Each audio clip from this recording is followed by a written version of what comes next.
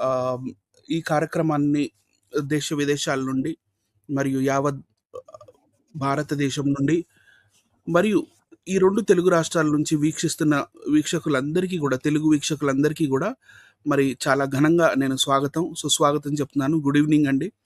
మీరు ఒకవేళ వేరే దేశం నుంచి చూస్తే గుడ్ ఆఫ్టర్‌నూన్ లేదా గుడ్ మార్నింగ్ ఎవ్రీథింగ్. సో, ఈరోజు లైవ్ కార్యక్రమం చాలా ప్రాముఖ్యమైనది. అందులో మరి మేము సెలెక్ట్ చేసుకున్న విషయం ఏంటంటే, మనుస్మృతిలో ఉన్న ఆహ్, డిస్క్రిమినేషన్. ఆహ్, ఆర్య బ్రాహ్మణ ధర్మశాస్త్రం ఏదైతే ఉందో దాన్ని తప్పకుండా ఎక్స్‌పోజ్ చేసి ప్రజలకు ముందుకి తీసుకెళ్ళాలి అనేది ఈ లైవ్ యొక్క ముఖ్య ఉద్దేశ్యం. ఎందుకంటే గత ఎన్నో రోజులుగా మనమందరం కూడా రాజ్యాంగమా, సనాతనమా అనే టాపిక్ మీద మాట్లాడుతున్నాం. లేదా రాజ్యాంగం ఎంత గొప్పది అనే విషయాలు మనం చెప్పుకుంటున్నాం.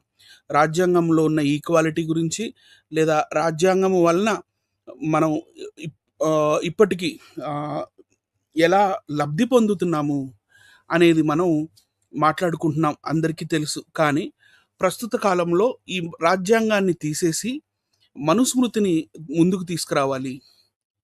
మనుస్మృతి అనేది మరి మా దేవుడు మాకు ఇచ్చింది.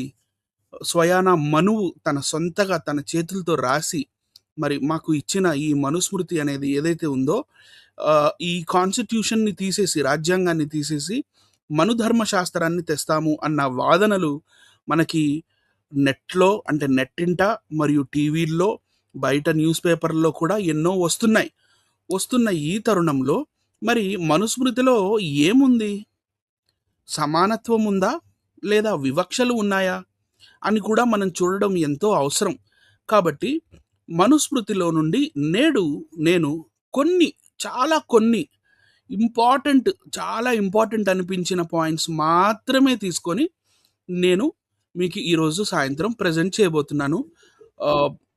అలాగే ప్యానెల్‌లో ఉన్న వినయ్ గారికి, మరి మేడం గారు ఈగల్ గారికి, మోడరేటర్ గారికి కూడా ఈ లైవ్ కార్యక్రమానికి స్వాగతం, సుస్వాగతం. నన్ను స్టేజ్ మీదకి ఆహ్, తీసుకున్నందుకు మీ ఇద్దరికీ కూడా ధన్యవాదాలు. ఈరోజు మన లైవ్ కార్యక్రమం ఏదైతే ఉందో దాని ముఖ్య ఉద్దేశ్యం ఏంటంటే, అసలు మనుస్మృతిలో ఏముంది? Part by part. ఈరోజే అంతా అయిపోతుంది అనుకోవద్దు. Part by part. ఎందుకంటే నేను గంట లేదా గంటకి పైగా నేను మనుస్మృతిలో ఉన్న విషయాలన్నీ చక్కగా మీ అందరికీ అర్థమయ్యే విధంగా నేను సంస్కృత శ్లోకాలతో పాటు, రెఫరెన్సులతో పాటు చూపించడం జరుగుతుంది. కాబట్టి ఎవరైనా స్క్రీన్‌షాట్ తీసుకోవాలంటే తీసుకోండి. లేదా ఎవరికైనా ఈ పీడీఎఫ్ కావాలంటే నా పర్సనల్ ఫోన్ నంబర్ అందరి దగ్గర ఉంది నాకు తెలుసు. నాకు వాట్సాప్ చేయండి. వాట్సాప్‌లో ఒక మెసేజ్ పెట్టండి. Manusmriti PDF Manusmriti presentation PDF పంపియమని నేను మీకు పంపిస్తానండి. సో, మనుస్మృతి డిస్క్రిమినేషన్ ఆర్య బ్రాహ్మణ ధర్మశాస్త్రం కింద మీకు entry for low castes prohibited అని కనపడుతుంది. తక్కువ కులం వారికి ఏదైతే ఎంట్రీ ఉందో అది ప్రొహిబిటెడ్. కానీ అన్‌టచబుల్స్ కీప్ అవే. అసలు దగ్గరికి రావడానికి కూడా వీల్లేదు అంటరాని వారు అనే విధంగా పెట్టడం జరిగింది. ఎందుకు పెట్టడం జరిగింది అని అంటే, ముఖ్యంగా మీ ఎడమ వైపు కనపడుతున్నది ఇది యాక్చువల్ మనుస్మృతి యొక్క పుస్తకం. ఈ సంస్కృత శ్లోకాలతో పాటు. కానీ ఈ మనుస్మృతిని 1927వ సంవత్సరంలో డిసెంబర్ 25వ తారీఖున, డిసెంబర్ నెల, ఈ నెలే డిసెంబర్ నెల 25వ తారీఖున క్రిస్మస్ నాడు 1927లో, ఇంకా స్వాతంత్రానికి 20 సంవత్సరాలు కాదు, 20 సంవత్సరాల ముందే, 20 సంవత్సరాలకు ముందే ఈ మనుస్మృతిని దహించడం జరిగింది. దాన్ని మనుస్మృతి దహన్ దిన్ అని అంటారు. అంబేద్కర్ గారు కింద ఇక్కడ మీకు కనపడుతుంది. Ambedkar burnt Manusmriti at a public meeting in 1927. Manusmriti is an ancient Hindu text that upholds caste hierarchy and subordination of women.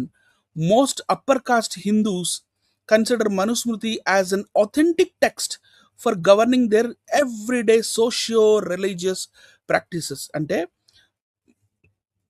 సవర్ణులు లేదా పెద్ద వర్ణంకి చెందిన వాళ్ళు ఇది వాళ్ళ దేవుడిచ్చిన గ్రంథం అని, ప్రతిరోజు వీరి జీవితం ఎలా జీవించాలి అనేది మనుస్మృతిలో ఉందని నమ్ముతున్నారు. అయినప్పటికీ అంబేద్కర్ గారు 1927 సంవత్సరం డిసెంబర్ 25 తారీఖున ఈ మనుస్మృతిని దహించడం జరిగింది. ఎందుకు దహించడం జరిగింది అనేది మనం ఒక రాబోయే అంటే ముందు ముందు చూస్తాం. ఈ మనుస్మృతిని తీసుకొచ్చి మన భారతదేశ రాజ్యాంగాన్ని రద్దు చేసేయాలి అనే వాదన కొంతమంది మత ఛాందసవాదులు తీసుకొస్తున్నారు. ఈ మనుస్మృతి అనేది వస్తే మన భారతదేశం ఎక్కడికెళ్తుంది? ప్రగతి పదంలోకి వెళ్తుందా? లేదా ఇంకా వెనక్కి వెళ్తుందా? 2000 సంవత్సరాలు వెనక్కి వెళ్తుందా? ఇవన్నీ కూడా చూడాల్సిన అవసరం మనకుంది. ఈ మనుస్మృతి అనేది తప్పకుండా అది పాత పుస్తకమే కాదని నేను అనట్లేదు. కానీ ఇది మోడర్న్ ఇండియాకి సంబంధించింది కాదు. మనము ప్రగతి పదంలో ముందుకు వెళ్తున్న వాళ్ళం. మనం ఎకానమికల్లీ ఎంతగానో ఎదుగుతున్న వాళ్ళం. అటువంటి ఈ సమయంలో బలహీన బడుగు వర్గాల వారు ఎవరైతే ఉన్నారో వాళ్ళు కూడా చేతిలో చేయేసి వాళ్ళు కూడా కష్టపడుతూ ట్యాక్సులు కడుతూ మన భారతదేశ ఎకానమీని ముందుకు తీసుకెళ్తూ ఉన్న ఈ తరుణంలో ఇప్పుడు మనుస్మృతిని తీసుకొస్తే ఏం జరుగుతుందో ముందు ముందు మనం చూద్దాం. ఈరోజు నేను ఈ మనుస్మృతి టాపిక్ని 4 అంశాలుగా విభాగించాను. Today's topics from Manusmriti. Number 1 first topic జాతి వివక్ష, కాస్ట్ డిస్క్రిమినేషన్ అగెయిన్స్ట్ శూద్రాస్. శూద్రులని ఏ విధంగా అణచివేశారు, సప్రెస్ చేశారు లేదా సబ్జుగేట్ చేశారు అనేది మనం చూడొచ్చు. తరువాత రెండవ topic cost discrimination against untouchables. అసలు మానవులు మనతో పాటు ఉన్న ఈ సొసైటీలో ఉన్న వాళ్ళు కొంతమంది అంటరాని వారిగా ఎందుకయ్యారు అనేది మనకి అంబేద్కర్ గారు చెప్తారు. కానీ ఈ అంటరాని వారిగా ఉన్న వారిని ఎలా ట్రీట్ చేశారు మనుస్మృతి ప్రకారం అనేది మనం ఈరోజు చూడబోతున్నాం. Third point speciality of Brahmins. బ్రాహ్మణులకు ఉన్న విశిష్టత మనుస్మృతిలో ఏముంది and special provisions for Brahmins in Manusmriti. వీళ్ళ కోసం విశేషమైన కొన్ని ప్రొవిజన్స్ ఇవ్వడం జరిగింది, వెసులుబాట్లు. ఇవి బ్రాహ్మణులకి మాత్రమే ఇవ్వబడింది. అవి మనుస్మృతి ప్రకారంగా ఏంటి అనేది చూస్తూ 4వ టాపిక్గా డిస్క్రిమినేషన్ అగెయిన్స్ట్ ఉమెన్. ఆడవాళ్లపై వివక్ష ఏ విధంగా మనుస్మృతి చూపించమని చెప్తుంది అనేది కూడా మనం ఈరోజు లైవ్లో చూస్తాం. సో దాన్ని సెక్సిజం ఆర్ జెండర్ డిస్క్రిమినేషన్ అని కూడా అంటారు. కింద మీకు వైట్ కలర్లో మీకు కనపడుతుంది సెక్సిజం ఆర్ జెండర్ డిస్క్రిమినేషన్. మొట్టమొదటిగా మనం అర్థం చేసుకోవాల్సిన విషయం, మనకి మనుస్మృతి అర్థం కావాలంటే ఈ బ్రహ్మ అనే ఈ దేవుడు, వీళ్ళ దేవుడు ఆర్య బ్రాహ్మణుల దేవుడు ఎవరైతే ఉన్నారో ఈ దేవుడికి సమానంగా మనుషుల్ని తయారు చేయటం రాలా. సమానంగా మనుషుల్ని పుట్టించటం, సృజించటం, కలుగు చేయటం రాలా. తలలో నుండి బ్రాహ్మణులు, ఛాతీ మరియు బాహువుల్లో నుండి క్షత్రియులు, ఉదరము మరియు తొడలలో నుండి వైశ్యులు, పాదముల నుంచి శూద్రులు వచ్చారు అనేది మనం వింటూనే ఉన్నాం. సో ఈ రూల్నే ఫాలో అవుతుంది ఎప్పుడైనా మనుస్మృతి ఈ రూల్నే ఫాలో అవుతుంది.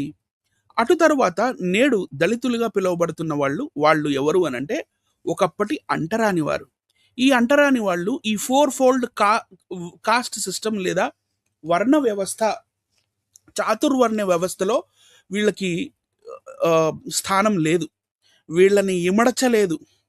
వీళ్ళు ఊరి బయట ఉండేవాళ్ళు, వీళ్ళు అంటరాని వారుగా ఉన్నారు మనుస్మృతి ప్రకారంగా. తరువాత ఈ ఇండియన్ కాస్ట్ సిస్టంలో అతి తక్కువ జనాభా అయిన బ్రాహ్మణులు మరి తలలో నుండి వచ్చి మరి వాళ్ళు ప్రీస్ట్లుగా అంటే పూజారులుగా మరి మతాన్ని ముందుకు తీసుకెళ్లే మత పెద్దలుగా అలా ఉంటారు. ఆ తర్వాత రూలర్స్ క్షత్రియులు, అటు తర్వాత వైశ్యులు అంటే వీళ్ళు జనరల్లీ వాళ్ళు ట్రేడ్స్మెన్ ఆర్ మర్చెంట్స్ ఆర్ వ్యాపార వర్తకాలు చేసేవాళ్ళు వీళ్ళంతా కూడా. అటు తర్వాత శూద్రులు. ఈ శూద్రులు అనేవాళ్ళు రైతుల దగ్గర నుండి ఇంకా కంసాలి పని లేదా వడ్రంగి పని, ఇంకా రకరకాల పనులు, ఈ పనులు చేసుకునే వాళ్ళు, శ్రమ చేసే వాళ్ళందరూ కూడా శూద్రులే. ఈ శూద్రుల గురించి మనుస్మృతి ఏం చెప్తుందో కూడా మనం చూద్దాం. అయితే ఈ 4 వర్ణాలు ఏవైతే ఉన్నాయో దీనికి బయట ఉన్న మరో వర్ణమే అంటే అతిశూద్రులు అని కూడా అంటారు. వాళ్ళే దళితులు. వాళ్ళని గాంధీ తాత, నేను గాంధీ తాతనే అన్నా ఎందుకంటే ఆయన ఫోటో చూస్తేనే తాతలాగా అనిపిస్తాడు కాబట్టి, గాంధీ తాత హరిజనులు అని పిలిచాడు వీళ్ళని, దళితుల్ని హరిజనులు అని. కానీ తర్వాత కోర్టులో కేసేస్తే సుప్రీంకోర్టు హరిజనులు అని పిలవడానికి వీల్లేదు, అసలు హరి అంటే విష్ణువుకి వీళ్ళు దూరం ఉంటారు, అసలు గుళ్ళల్లో ఎంట్రన్స్ లేదు, లేదా ఊళ్ళల్లో ఎంట్రన్స్ లేదు, అటువంటప్పుడు వీళ్ళు హరిజనులు ఎలా అవుతారు? వీళ్ళని మోసం చేస్తూ మోసపూరితంగా చెప్పిన పదం అది హరిజనులు అని. ఎవరైనా హరిజనులు అనే పదం ఈ దళితులపై వాడితే అది డెరగేటరీ వర్డ్గా పరిగణించబడుతుంది. సుప్రీంకోర్టు అలా పిలవకూడదు అని ఆదేశం ఇచ్చింది. జనరల్గా వీళ్ళు చేసే వృత్తులు ఎలాంటి వృత్తులు ఇవ్వబడ్డాయి అని అంటే, వీధులు ఊడ్చేవాళ్ళు, డ్రైనేజీల్లోకి దిగి డ్రైనేజ్ పనులు చేసేవాళ్ళు, చెత్త ఎత్తుకెళ్ళేవాళ్ళు, వీళ్ళు జనరల్గా దళితులుగా విభజింపబడ్డారు. మనుస్మృతి మొదటి అధ్యాయంలోనే మనకి అశ్లీలత కనపడుతుంది. మనుస్మృతి మొదటి అధ్యాయంలోనే సృష్టి క్రమంలోనే అశ్లీలత కనపడుతుంది. మరి మనుస్మృతి మొదటి అధ్యాయము 32, 33, 34, 35 శ్లోక తాత్పర్యాలు మనం చూద్దాం. ఆ బ్రహ్మదేవుడు తన దేహాన్ని రెండుగా విభజించుకొని ఒక భాగమును స్త్రీ స్వరూపముగా, రెండవ భాగమును పురుషుడుగా ఏర్పరచుకొని ఆ స్త్రీ యందు విరాట్ సంజ్ఞ గల పురుషునికి జన్మనిచ్చాడు. ఇక్కడ ఏం చేస్తున్నాడు? స్వయం సంభోగం చేసుకుంటున్నాడని మనకు అర్థమవుతుంది. ఈయన శరీరంలోని సగభాగం అంటే అర్ధనారీశ్వరుడిలాగా తయారయ్యి సగం పురుషాంగంతో సగం స్త్రీ జననేంద్రియంతో ఉండి ఈయనే స్వయం సంభోగం చేసుకుంటే అక్కడి నుండి విరాట్ సంజ్ఞ గల పురుషునికి జన్మనిచ్చాడట. ఆ తర్వాత ఆ విరాట్ పురుషుడు చాలా కాలం తపస్సు చేసి ఈ సమస్త సృష్టికి మూలమగు నన్ను అంటే మనువును సృష్టించను. అంటే సృష్టి కాలం అంటే ఏదైతే జరుగుతుందో బిగినింగ్లోనే ఈ మనువు ఉన్నాడు అని మనకి తెలుస్తుంది. ఈ మనువు ఇలా పుట్టాడండి. ఫస్ట్ బ్రహ్మ సగంగా అయ్యి ఒకవైపు ఆడదానిలాగా ఒకవైపు మగోడిలాగా అయ్యి స్వయం సంభోగం చేసుకుంటే ఈ విరాట్ పురుషుడికి సహస్ర శీర్ష, సహస్రాక్ష, సహస్రపాత్ అంటే 1000 కన్నా ఎక్కువ తలలు, 1000 కన్నా ఎక్కువ కాళ్ళు, 1000 కన్నా ఎక్కువ కళ్ళు, 1000 కన్నా ఎక్కువ చేతులు కలిగి ఉన్న ఈ విరాట్ పురుషుడు పుట్టాడట. ఈ విరాట్ పురుషుడు తపస్సు చేసి మనువుని కన్నాడట. ఇది మనుస్మృతి మొదటి అధ్యాయం మనకు నేర్పిస్తుంది. అటు తర్వాత మనుస్మృతిలో జాతి వివక్ష అంటే శూద్రులపై వివక్ష ఎలా ఉందో చూద్దాం మనం ఒక్కసారి. ఈ వివక్షలన్నీ కూడా హూ వెర్ ద శూద్రాస్ అని డాక్టర్ బిఆర్ అంబేద్కర్ గారు, బాబాసాహెబ్ అంబేద్కర్ గారు, మరి who where the Shudras, how they came to be the 4th వర్ణ in the Indo Aryan society. ఈ ఇండో ఆరియన్స్ ఎవరైతే మన భారతదేశానికి వలస వచ్చారో ఆ తర్వాత వీళ్ళు మన సొసైటీని నిర్మించినాక ఈ శూద్రులు అనేవాళ్ళు ఎలా ఫామ్ అయ్యారు అనేవి ఎన్నో విషయాలు ఈ పుస్తకంలో బాబాసాహెబ్ అంబేద్కర్ గారు చెప్పారు. ఈరోజు బాబాసాహెబ్ అంబేద్కర్ గారి పుస్తకాల్లో ఏం చెప్పారు బాబాసాహెబ్ గారు అనేది మన టాపిక్ కాదు కాబట్టి మనుస్మృతిలోకి నేను వెళ్ళిపోతున్నాను. ఇది సనాతన శ్రమ దోపిడీ పథకం అని కూడా అనొచ్చు. ఈ మాట నేను ఎందుకు రాతపూర్వకంగా మీకు చూపిస్తున్నానో మీకు అర్థమవుతుంది. నేను ఒక 2 స్లైడ్స్ చదివిన తర్వాత మీకు అర్థమవుతుంది. సనాతన శ్రమ దోపిడీ పథకం, ఈ పథకం ఏంటో చూద్దాం ఒకసారి. ఎందుకంటే గవర్నమెంట్ మనకు రకరకాల పథకాలు పెడుతుంటారు. ఇది ఆడపిల్లలకి పెళ్లి కావాలంటే డబ్బులు ఇచ్చే ఒక పథకం, పేదవాళ్ళకి లోన్లు ఇచ్చే ఒక పథకం, డ్వాక్రా మహిళలు వాళ్ళకు ఒక పథకం, ఇలా పథకాలు ఉంటాయి కదా. ఈ మనుస్మృతిలో ఉన్న సనాతన శ్రమ దోపిడీ పథకం ఏంటో చూద్దాం. 10వ అధ్యాయం మనుస్మృతి 10వ అధ్యాయము 122, 123, 124, 125 శ్లోకాల తాత్పర్యము శూద్రుడు బతుకు తెరువుకై క్షత్రియునైనా ధనవంతుడినైనా వైశ్యునైనా సేవించి బతకవచ్చును. అంటే సేవ చేయటమే ఇతని పని, అంతకు తప్ప పెద్ద పనేమి లేదు. సేవ చేయటమే అంటే వెట్టి చాకిరీ చేయటము, శ్రమ దోపిడీకి గురి అవ్వటము. అతడు స్వర్గాన్ని కోరిన, చూడండి ఎంత చక్కగా రాశారు. అతడు స్వర్గాన్ని రాసిన ఎతడు శూద్రుడు, అతడు స్వర్గాన్ని కోరినా ఐహిక సుఖాలు కోరినా బ్రాహ్మణ సేవ చేయాలి. బ్రాహ్మణుని సేవించుటయే శూద్రుని ధర్మము. అందువల్ల శూద్రునికి అన్య వృత్తుల కంటే బ్రాహ్మణ సేవయే ముఖ్యమైనది. శూద్రులు అందరూ కూడా మరి బద్ధకస్తులైతే ఈ బద్ధకస్తుల దగ్గర నుండి సేవలు చేపించుకున్న వాళ్ళెంత బద్ధకస్తులై ఉండాలి? ఒకవేళ శూద్రులు బద్ధకస్తులైతే బద్ధకస్తుల దగ్గర నుండి పని చేపించుకొని వాళ్ళ శ్రమని దోపిడీ చేసిన వాడెంత బద్ధకస్తుడై ఉండాలి? బ్రాహ్మణ సేవ కంటే ఇతరమైన పనులు చేస్తే అవన్నీ వ్యర్థమవుతాయంట శూద్రులకి. ఆ బ్రాహ్మణుడు కూడా సేవకుడు చేస్తున్న పనిని, అతని సామర్థ్యాన్ని, అతని కుటుంబాన్ని గమనించి తన ఇంటి నుండి వానికి అవసరమైన జీవికను ఏర్పాటు చేయాలి. ఇది ఇక్కడ బాగుంది చదవటానికి కదా. ఇంకా ముందుకెళ్దాం. ఆ శూద్రునికి తమ ఇంట మిగిలిపోయిన అన్నాన్ని పెట్టాలి. వీళ్ళు తినంగా మిగిలిపోయిన అన్నాన్ని పెట్టాలి. తమ బట్టలు ఇవ్వాలి, ధాన్యం ఇవ్వాలి. ఇది క్లియర్గా ఇక్కడ రాశాడు. కానీ నిజంగా దీని మీనింగ్ ఇదా? చూద్దాం ఒకసారి. ఇదిగోండి, ఇది సంస్కృత శ్లోకం, రైట్? ఇంగ్లీష్లో ఉంది సంస్కృత శ్లోకం. సంస్కృతానికి లిపి లేదు కదా, ఏది పడితే ఆ టెక్స్ట్లో రాసేయచ్చు. దీని మీనింగ్ ఏంటంటే రెమినెంట్స్ ఆఫ్ ఫుడ్, మిగిలిపోయిన అన్నాన్ని, ఓన్ అవుట్ క్లోత్స్, చినిగిపోయిన బట్టల్ని, shall be given to him as also the grain, refuse and old furniture. ఏదైతే నీరు అంటిన వరి ఒడ్లు లేదా పురుగు పట్టిన గోధుమలు అవి ఉన్నాయో అలాంటివి, refuse, grain refuse and old furniture, ఇరిగిపోయిన లేదా ఇరిగిపోవటానికి రెడీగా ఉన్న ఫర్నిచర్, ఇవన్నీ తీసి రోడ్డు మీద కూడా పడేయచ్చు. కానీ ఇవన్నీ ఇలా శ్రమ దోపిడీ చేసుకొని శూద్రునికి ఇవ్వచ్చంట. ఎంత బాగా రాశారండి మనుస్మృతిలో. రాజ్యాంగాన్ని తీసి ఇలాంటివి తెస్తే మన భారతదేశం ఎక్కడికి వెళ్ళాలి? నెక్స్ట్ మనుస్మృతి 10వ అధ్యాయంలో 47, 48, 49, 50 శ్లోకాలు ప్రకారంగా మరి దాని తాత్పర్యం చూద్దాం.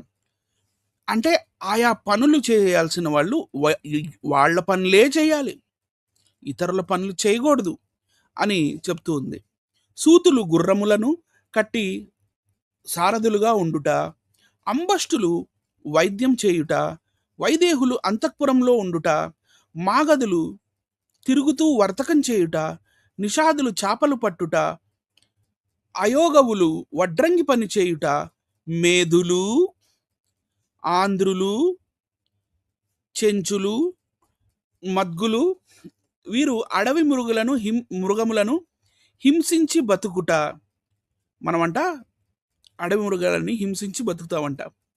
క్షత్తలు, ఉగ్రలు, పుక్కసులు, వీరు కలుగులలో ఉండు ఉడుములు మొదలగినవి వెలికి తీసి చంపుట, పట్టుట, దిగ్గుణులు తోళ్ల పని, వేణులు, మధ్యల తప్పెటలు మ్రోగించుట మొదలైన వృత్తుల ఊళ్ళ సమీపంలో ఉండే చెట్ల కింద, వీళ్ళకి ఊళ్ళల్లో ఎంట్రన్స్ లేదండి, చెట్ల కింద, శ్మశానాల్లో, పర్వతాలు, అడవులు, వీటి దగ్గర జీవనం ఉంటారు. అంటే వీళ్ళని ఊళ్ళోకి రానిలేదు, అగ్రహారాల్లోకి రానివ్వలేదు. అగ్రహారాల్లో ఏమిటాయ్ అని మరి ఇలా మాట్లాడుతూ అగ్రహారాల్లో కూర్చొని ముచ్చట్లు చెప్పుకుంటూ బేవ్ అని తేపుకుంటూ మరి ఇలా కాలక్షేపం చేసేవాళ్ళు వీళ్ళు. శూద్రులు అనేవారిని మరి సిటీస్లోకి రానివ్వలేదు, పట్టణాల్లోకి రానివ్వలేదు, లేదా ఊళ్ళల్లోకి అగ్రహారం దగ్గరికి రానివ్వల. వాళ్ళందరూ బయట బయట బయట బయటే ఉంటారు అంటే ఉంచాలి అని కూడా మీనింగ్ వస్తుంది. ఎవరు ఇష్టపడతారండి శ్మశానాల్లో బతకడానికి, పర్వతాలలో అడవుల్లో బతకడానికి? ఎవరైనా లగ్జరియస్ లైఫ్ ఇష్టపడతారు కదా. నెక్స్ట్ మనుస్మృతి 4వ అధ్యాయము, ఇది 4వ అధ్యాయము 80, 81, 82 శ్లోకాలు, రైట్. ఇది మర్రి కృష్ణారెడ్డి గారి అనువాదం.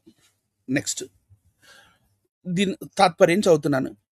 ఇహపర సాధకమైన అర్థశాస్త్రాన్ని అంటే ఎకానమిక్స్ లేదా కామర్స్ ఇవన్నీ కూడా ఇహపర సాధకమైన అర్థశాస్త్రాన్ని శూద్రుడికి బోధించరాదు. తనకి శిష్యుడుగా ఉండని శూద్రుడికి ఉచ్చిష్టాన్నం పెట్టరాదు. మంచి ఉచ్చ అంటే ఉచ్చమైన మంచి నాణ్యత కలిగినది, ఇష్టాన్నం అంటే ఇష్టమైనది అన్నం పెట్టరాదు. హవిశేషము అంటే యజ్ఞములు యాగాలు చేసినప్పుడు అని చెప్పి ఏదైతే ఆ హవిస్సుల్లో పోస్తారో అవి మిగులుతాయో యజ్ఞం చేసేటప్పుడు ఆ అన్నాలు అవి పెట్టకూడదట. హవిశేషం కూడా శూద్రుడికి పెట్టరాదు. సాటి బ్రాహ్మణుడిని దగ్గర ఉంచుకోకుండా ధర్మం వ్రతం లాంటివి బోధించరాదు. 81 శూద్రుడికి ధర్మోపదేశం చేసినా, శూద్రుడికి ధర్మాన్ని ఉపదేశం చేసినా, వ్రతాలు వంటివి ఉపదేశించినా ఆ బ్రాహ్మణుడు ఎవరైతే శూద్రుడికి ధర్మోపదేశం చేస్తాడో, ఎవరైతే శూద్రుడితో వ్రతాలు చేపిస్తాడో ఆ బ్రాహ్మణుడు అసంవృతం అనే పేరు గల చీకటి నరకంలో పడగలడు. అంటే డైరెక్ట్గా భయపెట్టారు, రే మన ధర్మాన్ని ఎవడు శూద్రుడికి చెప్పకూడదు, వ్రతాలు గీతాలు అవన్నీ వాళ్ళకి చెప్పకూడదు, చెప్పారో మీరు నరకానికి వెళ్ళిపోతారు, బ్లాక్మెయిలింగ్. అందుండి అతన్ని ఉద్ధరించడం కష్టసాధ్యం, అది చొరరాని నరకం. సో ఈ నరకం ఎట్లా అంటే ఎవ్వరు కూడా అందులోకి దూరలేరు, ఇందులోంచి బయటికి తీసుకురావడం కష్టం, కాబట్టి అలాంటి నరకానికి వెళ్ళిపోతారు అని చెప్పి ఉంది. తర్వాత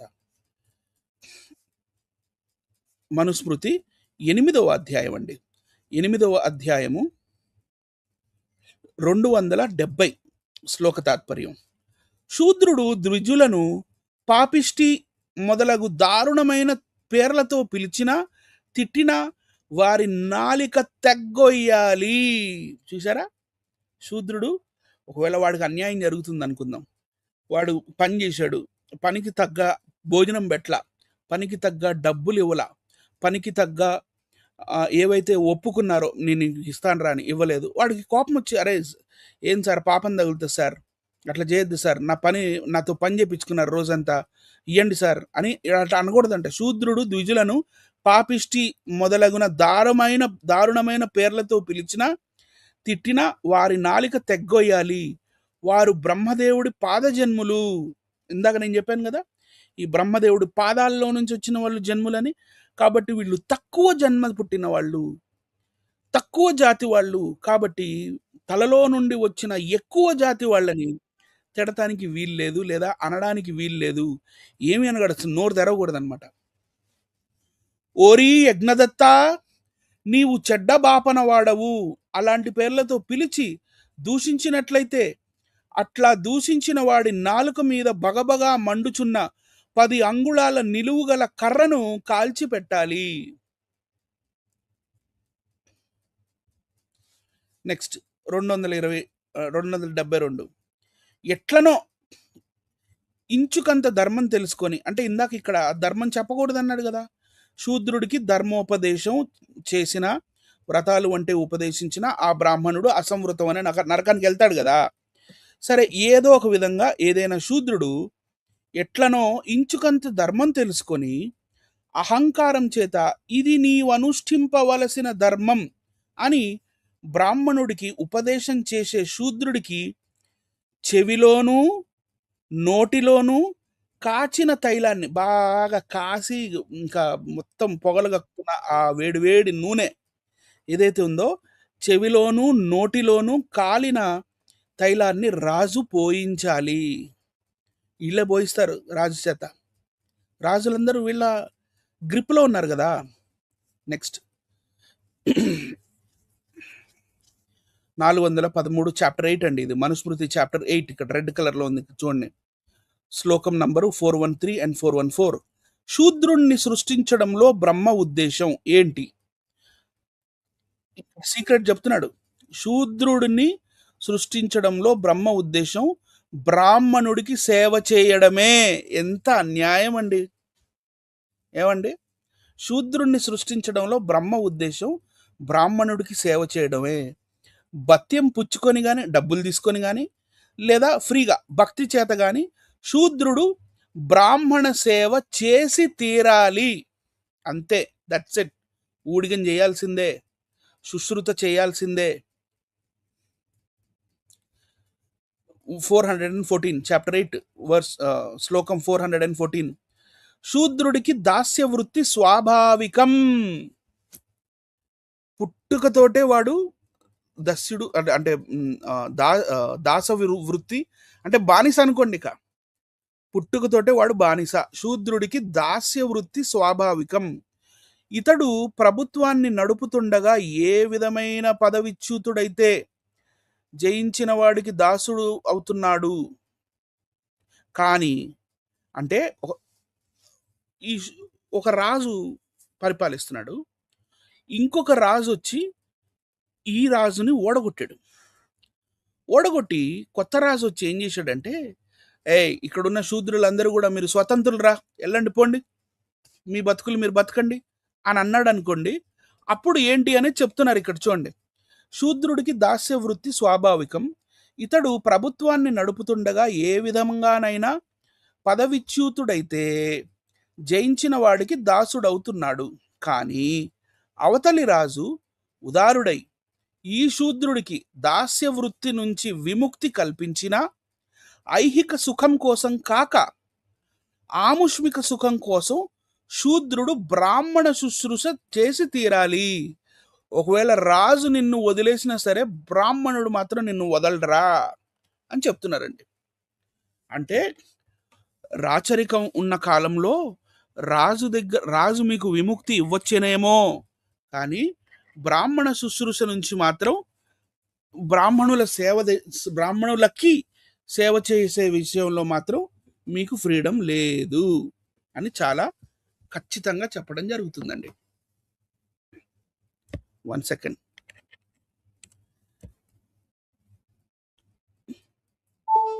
ఓకే, ఇక్కడ తాత్పర్యం చూడండి.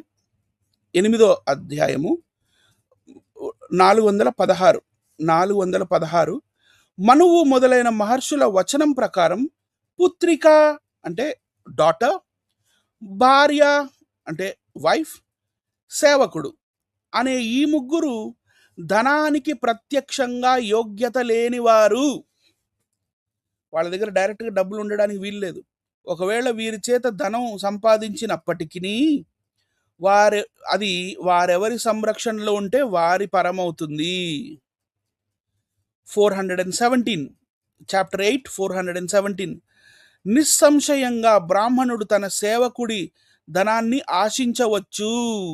వాడి దగ్గర ఎవడన్నా శూద్రుడు ఉన్నాడు అనుకోండి, ఇక్కడక్కడ కూలినాలు పనిచేసి ఒక 10 పరకో సంపాదించుకున్నాడు అనుకోండి, దాన్ని శుభ్రంగా బ్రాహ్మణుడు లాగేసుకోవచ్చండి. నిస్సంశయంగా బ్రాహ్మణుడు మరి ఇంకా ఈ శూద్రుడు పేదవాడిగా ఉండకపోతే ఇంకేమవుతాడు? ఇందాకేదో ఎవరో అన్నారు కదా, రేస్లో వెనకొచ్చారు ఇల్లు, రేస్లో ఒకళ్ళు ముందు. అసలు మీరు రేస్లోనే నిలబడినివ్వట్లేదు కదా. ఏం రాసుకున్నారు? నిస్సంశయంగా బ్రాహ్మణుడు తన సేవకుడి ధనాన్ని ఆశించవచ్చు.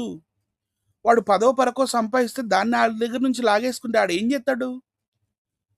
వాడు ఒక మాట అంటానికి లేదు. ఒక మాట అంటేనేమో నాలుకలు కట్ చేస్తారు, నోట్లల్లో చెవుల్లో నూనెలు పోస్తారు, తిరుగుబాటు చేస్తేనేమో నాలుకకి 10 అంగుళాల కర్రను తీసుకొచ్చి బాగా కాలుతున్న కర్రతో వాతలు పెడతారు. రాజు దగ్గరికి వెళ్తే దిక్కుండదు. కారణం, దాస్యరికం చేసేవారికి సొంత ధనం ఉండదు. బలిమీన యజమానిగా ఉన్న విప్రుడు తన సేవకుడి ధనం తీసుకున్నా రాజదండన లేదు. చూసారండి, రాజదండన లేదు. సార్ ఈయన నా యజమాని అండి, నా డబ్బులు లాగేసుకున్నాడు అని కంప్లైంట్ ఇచ్చినా కూడా ఆడ కేసు రిజిస్టర్ అవ్వదు మీది. తేండి మనుస్మృతిని. గట్టి ప్రయత్నం చేసైనా సరే వైశ్యుడి చేత సేద్యాన్ని, శూద్రుడి చేత బ్రాహ్మణ శుశ్రుత అంటే బ్రాహ్మణకి సేవని చేయించాలి.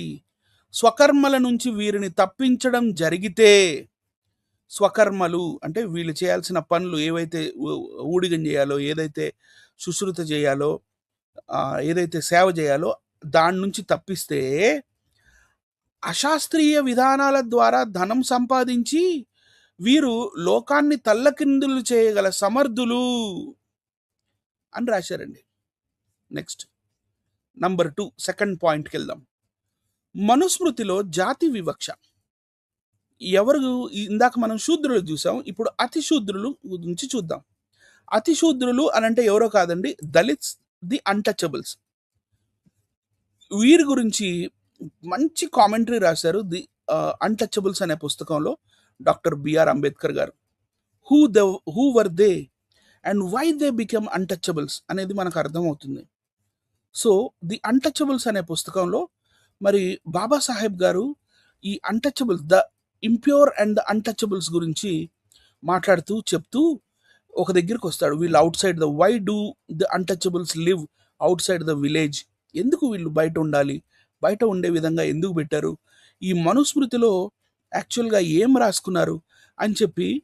But the dwelling of the Chandala and the Svapakas అంటే శ్వ అంటే కుక్కట, కుక్కను తినేవాళ్ళు, కుక్క భోజనం వండుకొని తినేవాళ్ళు. చాప్టర్ 10 వర్స్ 51, 52, 53, 54లో ఇలా ఉంది అని బాబాసాహెబ్ గారు చెప్పారు. దీన్ని నేను డైరెక్ట్ మనుస్మృతిలోంచి తీసి చూపిస్తున్నాను. చూడండి, మనుస్మృతి, ఇవన్నీ శ్లోకాలండి, రైట్? ఇవన్నీ శ్లోకాలు. దీని మీనింగ్ దశమాధ్యాయం. ఇది అన్టచబుల్స్ కోసం రాసింది. 10వ అధ్యాయంలో శ్లోకం నంబర్ 51, 52, 53, 54, 55, 56, 57. చండాలురు, స్వపచులు, శ్వ అనంటే కుక్కట, కుక్క మాంసం వండుకొని తినేవాళ్ళు, వీరు ఊరి వెలుపల నివసించాలి అంటే ఊరు బయట. వీరికి తినుటకు గాని వండుకొనుట గాని పాత్రలు లేవు. కుక్కలు గాడిదలే వీరి ధనము, శవాలపైనున్న వస్త్రములు వీరి బట్టలు, పగిలిపోయిన కుండల్లో వీరు తింటారు. ఇనుముతో చేసిన అలంకారాలే వీరి అలంకారాలు, బంగారు అలంకారాలు అవి ఇవి ఏం ఉండవు. అందుకే పాతకాలంలో చూడండి, అమ్మమ్మలు నాయనమ్మలు వాళ్ళ పురాతన కాలంలో వాళ్ళ కాళ్ళకు పెద్ద పెద్ద కడియాలు ఉంటాయి. వాళ్ళు నడుస్తుంటే ఇప్పుడు కింద టంగ్ టంగ్ అంటుంటాయి, రైట్? ఎందుకు? వాళ్ళు నడుస్తుంటే సౌండ్ రావాలా, వాళ్ళు వస్తున్నారని తెలియడానికి. కుక్కలు గాడిదలే వీరి ధనము, శవాలపై ఉన్న వస్త్రాలు వీరి బట్టలు, పగిలిపోయిన కుండల్లో వీరు తింటారు. ఇనుముతో చేసిన అలంకారాలే వీరి అలంకారాలు. వీరెల్లప్పుడూ దేశదిమ్మరులై ఉంటారు. ధర్మము ఆచరించు సమయాన వారితో కలిసి వ్యవహారం చేయరాదు. వీరు ఇచ్చిపుచ్చుకోవడం, పెండ్లిళ్ళు తమలో తామే చేసుకోవాలి. వీరికి అన్నాన్ని స్వయంగా పెట్టవద్దు. చూశారండి, వాళ్ళని అంటే బయట పెట్టింది వీళ్ళే, ఊరి బయట వెలివేసింది వీళ్ళే. అలాంటి వాళ్ళకి అన్నాలు పెట్టద్దు అంటున్నారండి. వీరికి అన్నాన్ని స్వయంగా పెట్టవద్దు అంటే వాళ్ళని చేరదీయద్దని చెప్తుంది ఇండైరెక్ట్గా. వీరు రాత్రుల్లో గ్రామాల్లో పట్టణాల్లో తిరగకూడదు. రాజశాసనాన్ని తీసుకొని అంటే రాజు లేదా గవర్నర్, అక్కడ ఎవడుంటే వాడు, అతని పర్మిషన్ తీసుకొని పగటిపూట మాత్రమే గ్రామాల్లో కానీ పట్టణాల్లో కానీ తిరగాలి. ఇది చాలా ఇంపార్టెంట్ అండి, అండర్లైన్ చేశాను, చదవండి మీరు ఒక్కసారి జాగ్రత్తగా వినండి. వీరి శవాలను గతిలేని శవాల వలె ఊరి బయట పారవేయాలి అంటే ఖననం చేయడానికి కూడా వాళ్ళకి ప్లేస్ లేదు. దొంగతనం వంటి తప్పుడు పనులు చేసి మరణదండనకు అర్హమైన వీరిని రాజు యొక్క ఆజ్ఞను అనుసరించి న్యాయమైన రీతిలోనే చంపాలి.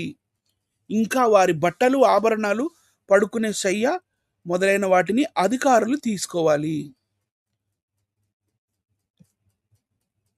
దీని గురించి మంచి ఎక్స్ప్లెనేషన్ అంబేద్కర్ గారు ఇచ్చారు. ఇది అంబేద్కర్ గారి క్లాస్ కాదు కాబట్టి, సెషన్ కాదు కాబట్టి నేను ఇక్కడ దీని గురించి ఏం చెప్పట్లేదు.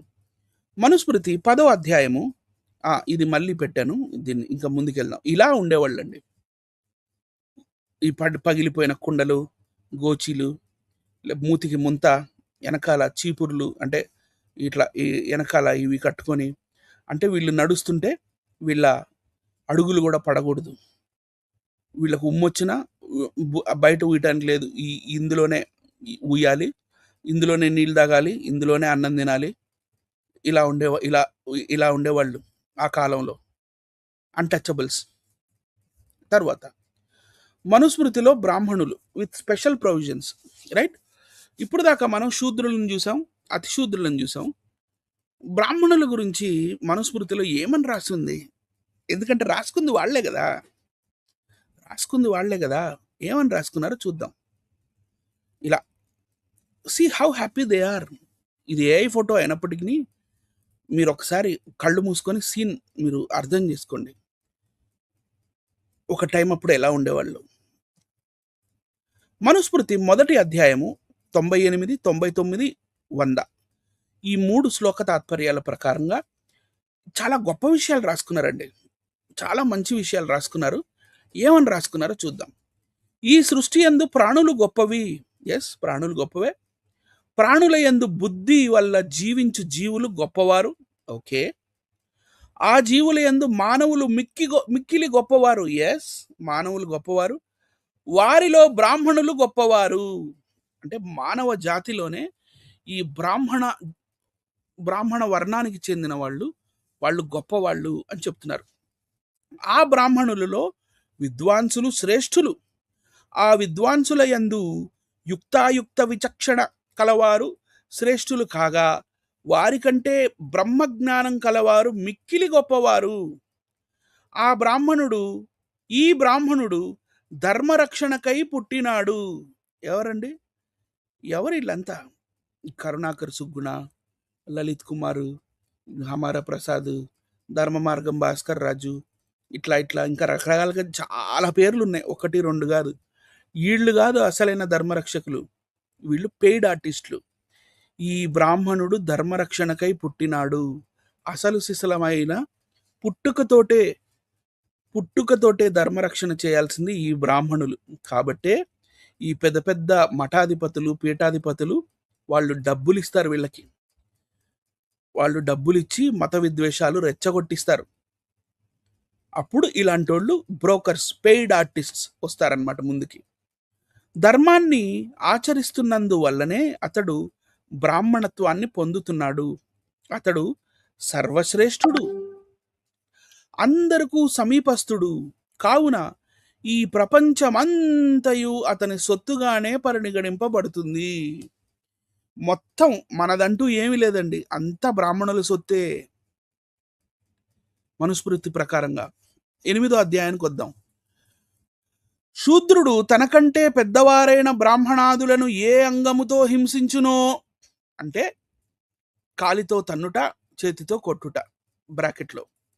శూద్రుడు తనకంటే పెద్దవారైన బ్రాహ్మణాదులను ఏ అంగముతో హింసించునో అప్పుడు అతని ఆ అంగమును కాలు లేక చేతిని ఛేదించవలెనని మనువు తెలిపెను. ఈ ఆల్ఖాయిదా వాళ్ళు, తాలిబాన్ వాళ్ళు, ముజాహిదీన్ వాళ్ళు, లేకపోతే జైషే మొహమ్మద్ వాళ్ళు, వీళ్ళు చేస్తారు ఇవన్నీ కూడా, right? Next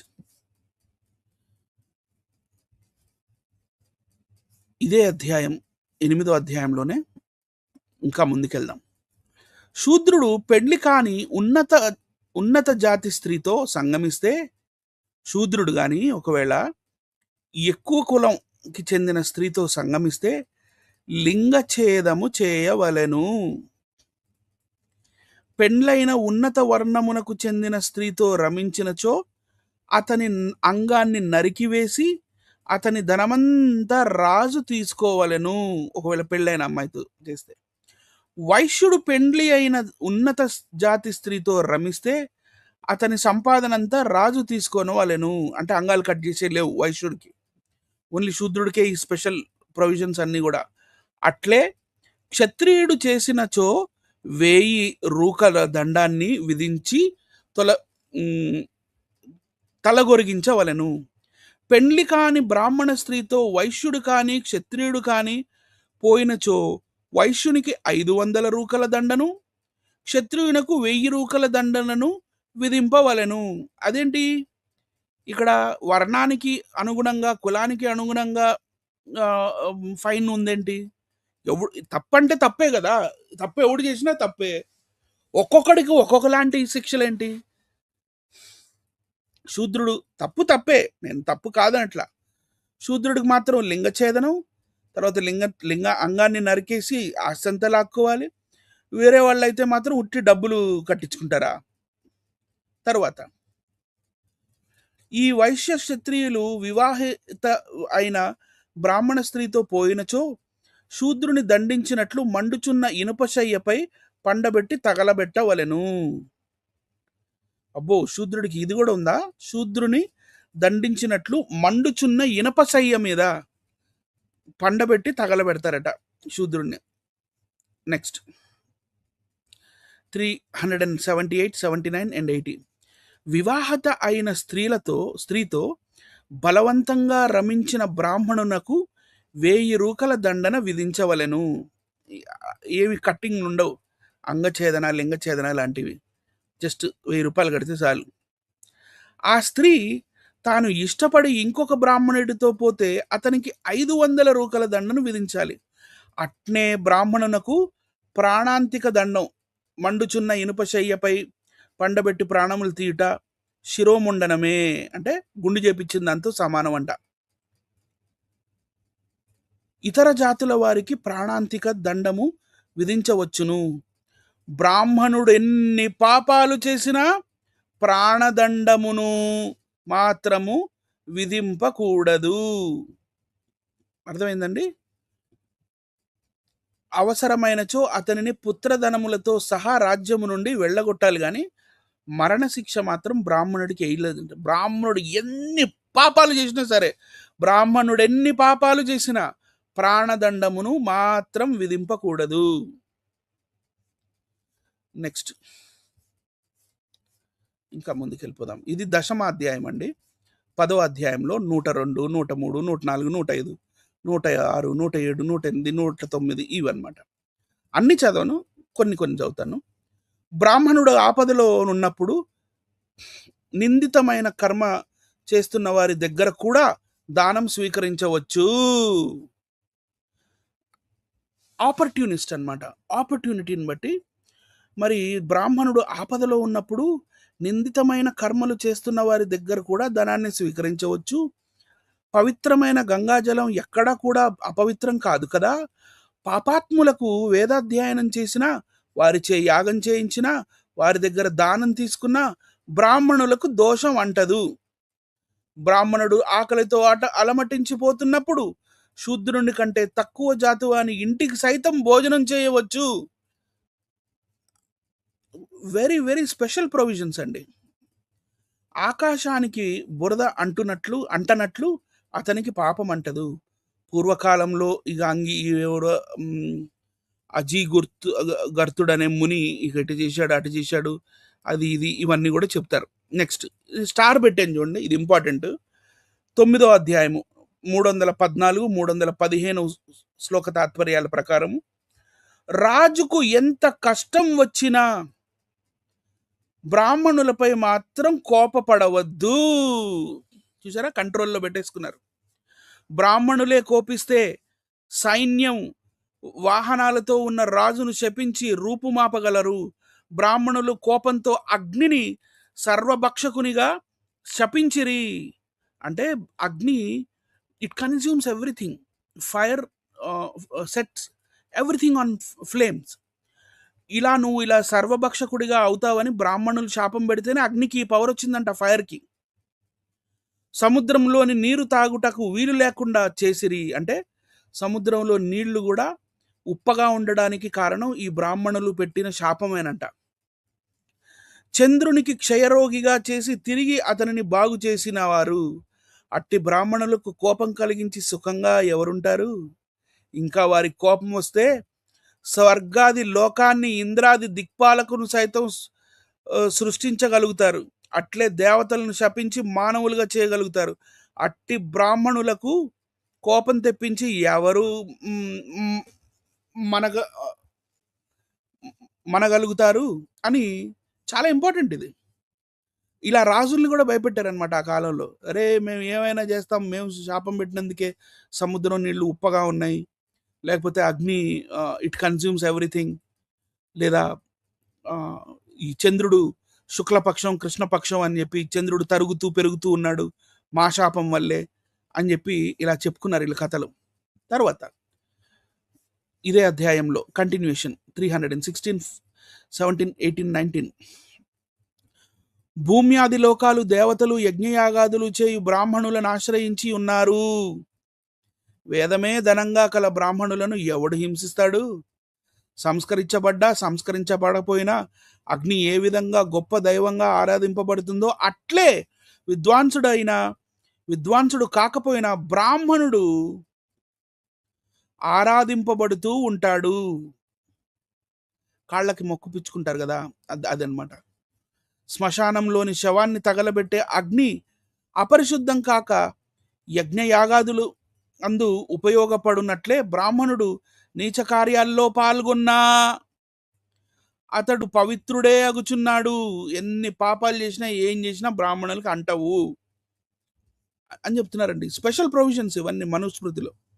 Manusmriti chapter 9 verse 137, 138, 139 and 140లో లోకంలో మానవుడు తనకు పుత్రులనందువల్ల స్వర్గాన్ని పొందినట్లు భావిస్తాడు. ఇది చాలా ఇంపార్టెంట్ అండి. ఇది కూడా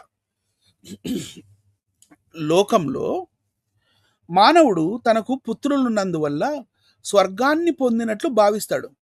అతనికి మనుషులు కలిగితే మనుమలు కలిగితే ఆ స్వర్గంలో అతడు చాలా కాలం ఉంటాడు.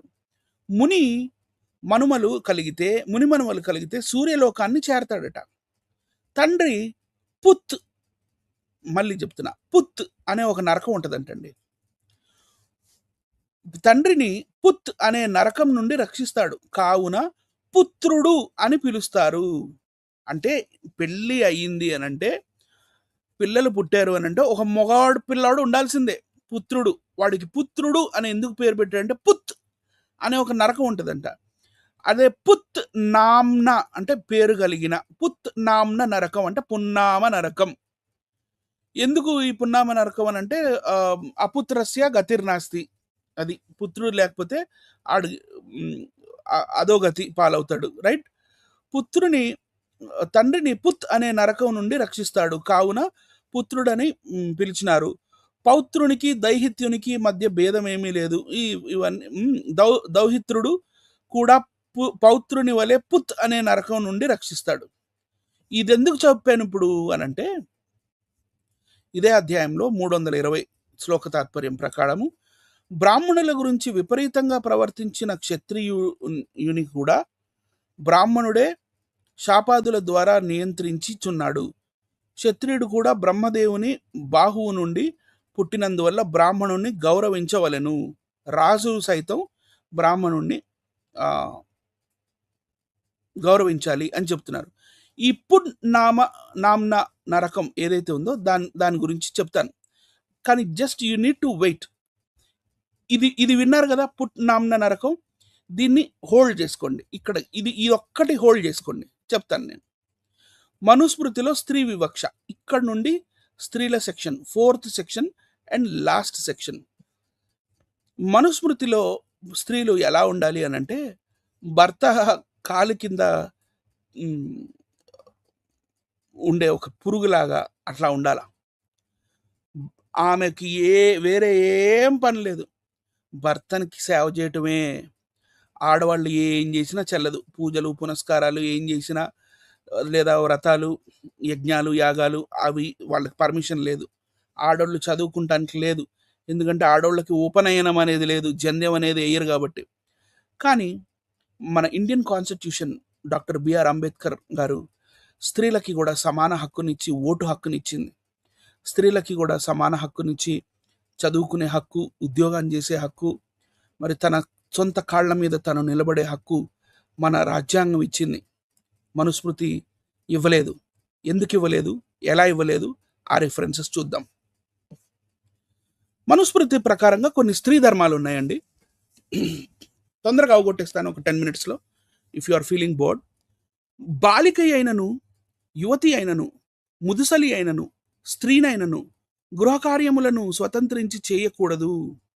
గృహకార్యములను తన సొంతగా చేయకూడదంటండి.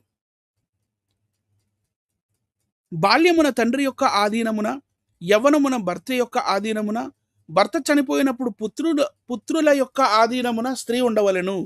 స్త్రీ ఎల్లప్పుడూ స్వతంత్రముగా ఉండకూడదు. నో ఫ్రీడమ్ ఫర్ ఉమెన్ అనగా ఎవరి రక్షణ లేక ఒంటరిగా ఉండకూడదు. తండ్రి గాని, భర్త గాని, కొడుకులు గాని లేకుండా స్త్రీ ఒంటరిగా ఎప్పుడు కూడా ఉండకూడదు. ఒంటరిగా ఉన్న స్త్రీ భర్త వంశమును, తల్లి వంశమును చెడగొట్టును. చూసారండి, మంచి మాటలు స్త్రీల గురించి. నెక్స్ట్, మనుస్మృతి 2వ అధ్యాయము 213, 14, 15 శ్లోకాల ప్రకారంగా చూస్తే, పురుషులను మోహింపజేయు గుణము స్త్రీలకు సహజ సిద్ధమైనది. Wow, is it? పురుషులను మోహింపజేయు గుణము స్త్రీలకు సహజ సిద్ధమైనది. కావున వివేకవంతులు స్త్రీల దగ్గర జాగ్రత్తగా నుందురు. పురుషుడు వివేకహీనుడైనను, వివేకవంతుడైనను కామక్రోధాలకు వశమైనచో స్త్రీ అతనిని తప్పుడు త్రోవలో తీసుకొని పోతుంది. మిక్కిలి బలము గల ఇంద్రియములు వివేకిని సైతం చెడు త్రోవ తొక్కిస్తాయి. కావున మానవుడు తన తల్లి, ఇక్కడ చూడండి, ఇది ఇంపార్టెంట్, చాలా ఇంపార్టెంట్ ఇది. కావున మానవుడు తన తల్లితోనైనను, చెల్లితోనైనను, కూతురుతోనైనను ఒంటరిగా ఉండకూడదు. ఎందుకు అంటే పురుషులను మోహింపజేయు గుణము స్త్రీలకు సహజ సిద్ధమైంది కాబట్టి తల్లితోటైనను, చెల్లితోటైనను, కూతురుతోటైనను ఒంటరిగా ఉండకూడదని చెప్తున్నాడండి మను గారు. ఏం సార్ మను గారు, మీకు ఇట్లాంటి ఐడియాస్ కూడా వస్తాయా సార్? నెక్స్ట్, ఇది 9వ అధ్యాయము 12, 13, 14, 15, 16 శ్లోకాల తాత్పర్యం చూపిస్తున్నాను, చదువుతున్నాను చూడండి. స్త్రీలను కావలి పెట్టి ఎప్పుడు వారిని కాపాడలేము. తమను తాము కాపాడుకునే స్త్రీలే సురక్షితంగా ఉంటారు. మద్యపానం, దుర్మార్గులతో కలిసి ఉండుట, భర్తకు దూరంగా ఉండుట అనేవి స్త్రీలను చెడగొడతాయి. చెడు బుద్ధి కలిగిన స్త్రీలు వయస్సు, మంచి రూపం కలిగిన పురుషుడు కావాలనని భావించక, వాళ్ళంట మంచి వయసులో ఉన్నవాడు మంచి పురుషుడు కావాలి అని అనుకోరట. భావించక అతడు ఎట్లున్నా పురుషుడైతే చాలునన్న భావనతో దుష్ట సాంగత్యం చేస్తారు. చెడు బుద్ధి కలిగిన స్త్రీలకు చంచలమైన మనస్తత్వం ఉన్నందువల్ల, భర్తపై సద్భావన లేనందువల్ల భర్త ఎంత జాగ్రత్తగా చూచుకున్నా వారు అతనిపై చెడు భావనతో చెడిపోవుచున్నారు. ఈ విధంగా స్వభావ సిద్ధమైన స్త్రీల యొక్క స్వభావాన్ని గూర్చి పురుషుడు వారిని రక్షించుటకై చాలా కష్టపడవలెను. మనుస్మృతి చాప్టర్ 9 శ్లోకాలు 17, 18, 19. శయ్య అంటే బెడ్, ఆసనము, అలంకారాలు, కోరుకొనుట, కామక్రోధాలు, కపట స్వభావం, ద్రోహం చేయవలెనన్న భావన, చెడు నడవడి అనేవి వారికి చాలా సహజమైనవి. ఎవరికి? స్త్రీకి. ఇక్కడ ఉంది కదా, స్త్రీభ్యో, స్త్రీలకి. శయ్య, ఆసనము, అలంకారాలు, కోరుకొనుట, కామక్రోధాలు, కపట స్వభావము, ద్రోహం చేయవలనన్న భావన, చెడు నడవడి అనేవి వారికి అంటే ఎవరికి? ఇక్కడ స్త్రీభ్యో అని పెట్టాడు. స్త్రీలకి చాలా సహజమైనవి. లేడీస్ అందరికీ కూడా, ఈ కార్యక్రమాన్ని చూస్తున్న లేడీస్కి, సిస్టర్స్కి అందరికి కూడా కంగ్రాచులేషన్స్. మీ గురించి మను చాలా బాగా రాశాడు కదా. ఇప్పుడు మన భారతదేశ రాజ్యాంగాన్ని తీసేసి మనుస్మృతిని పెడితే ఏంటి పరిస్థితి? మన భారతదేశ పరిస్థితి, మన ఇండియాలో ఉంటున్న మన సహోదరుల సంగతి ఏంటి? ఇయా రాసేది ఇవి దైవ గ్రంథాల? చూద్దాం. స్త్రీలకు జాత అంటే పుట్టినప్పుడు కర్మలు, జాతకర్మ, నామకర్మ అంటే పేరు పెడతారు కదా, అలాంటివి కర్మలు, అలాంటి క్రియలు మంత్రరహితంగా చేయబడతాయి. మంత్రాలు లేకుండా ఊరికేదో తూతూ మంత్రం లాగా. అక్కడ కూడా తూతూ మంత్రంలో కూడా మంత్రం ఏం లేదులే కానీ స్త్రీలకు జాతకర్మ, నామకర్మ క్రియలు మంత్రరహితంగా చేయబడతాయి. మంత్ర సంస్కారం లేనందువల్ల వారు పాప స్వభావంతో అబద్ధం వలె అశుభ రూపంతో ఉంటారని అందురు. ఎవరంటారో నాకు తెలియదు కానీ మనువు మాత్రం రాసిచ్చాడండి.